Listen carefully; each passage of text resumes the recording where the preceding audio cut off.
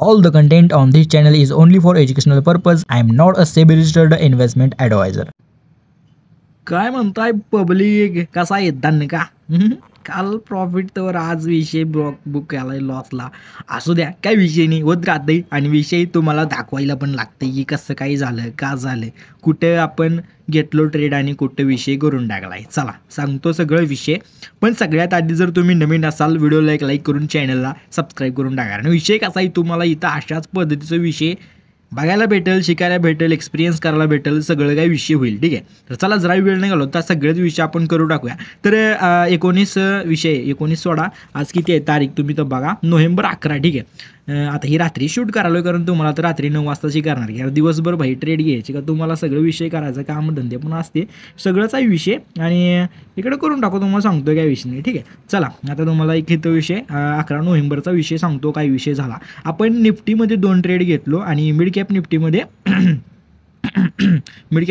आपण एक ट्रेड घेतलो. ठीक आहे, तर तुम्ही इथं सगळं ऑर्डरमध्ये पहिल्यांदा आपल्या ऑर्डरी बघा, आजच्या हे बघू शकताय, 1, 2, 3 ट्रेड घेतलेला आहे निफ्टीमध्ये. आपण इथं बघू शकताय पहिला जो निफ्टीमध्ये ट्रेड आहे तो आपण 43ला बाय केलं आणि मार्केट इथं विषय गंभीर झालता, इथं 23मध्ये सेल केलो, लॉसमध्ये शेव पण.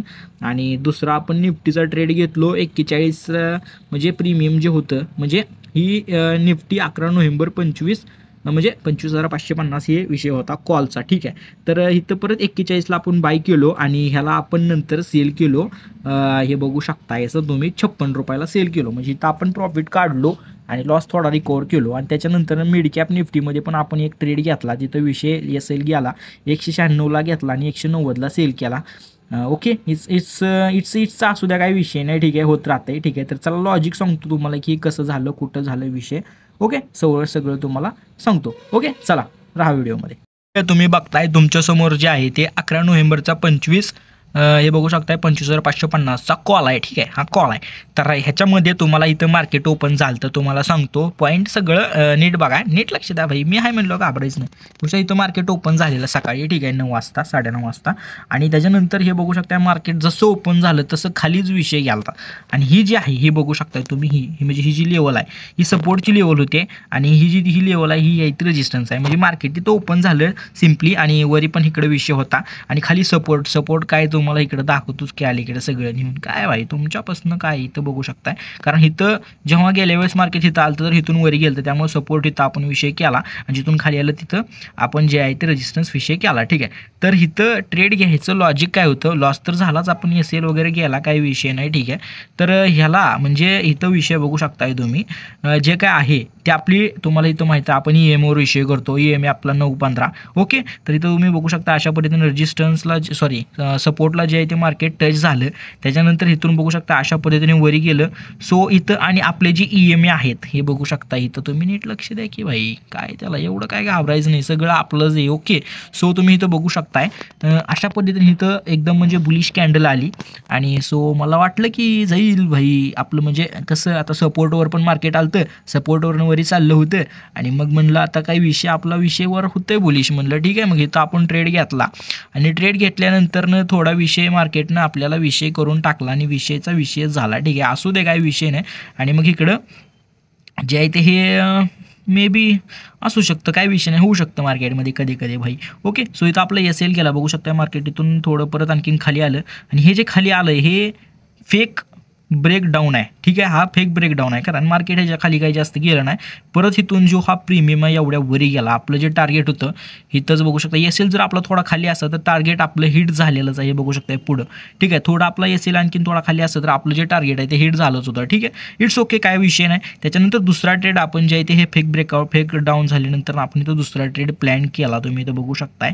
ओके, सो दुसरा लगेच म्हणजे एक 12:30च्या आसपास. ओके, हे बघू शकता पहिला ट्रेड आपण घेतला होता 10च्या आसपास आणि दुसरा 12:30ला लगेच घेतला.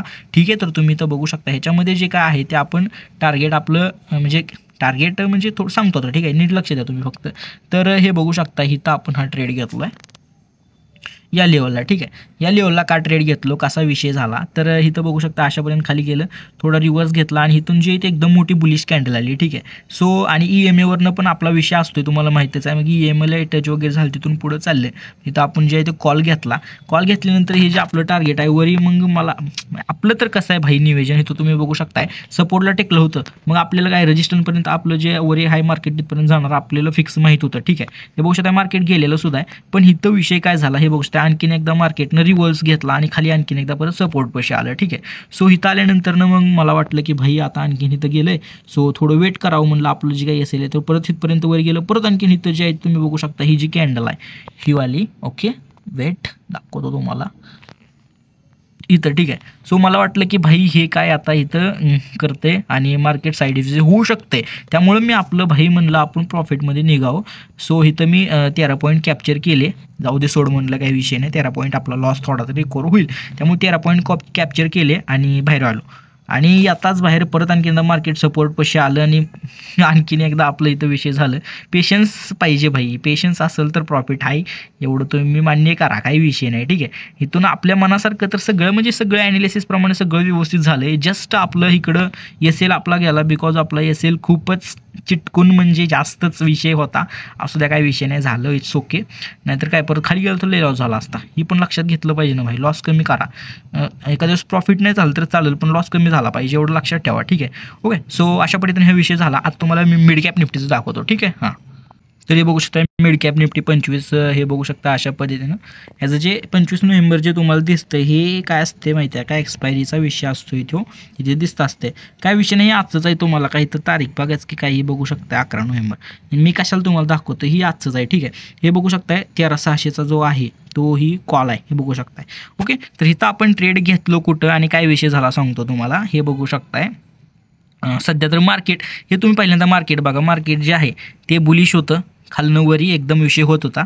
आणि मग ह्याच्यामध्ये मी एक स्कॅल्प करावं म्हणलं, जस्ट भाई असंच विषय करून टाकावा म्हणून मी काय केलं, इथं हे बघू शकताय मार्केट विषय पद्धतीनं जे काय आहे ते करत होतं. ओके, गेम करत होतं मार्केट, बुलिश अशा पद्धतीने विषय होत होता.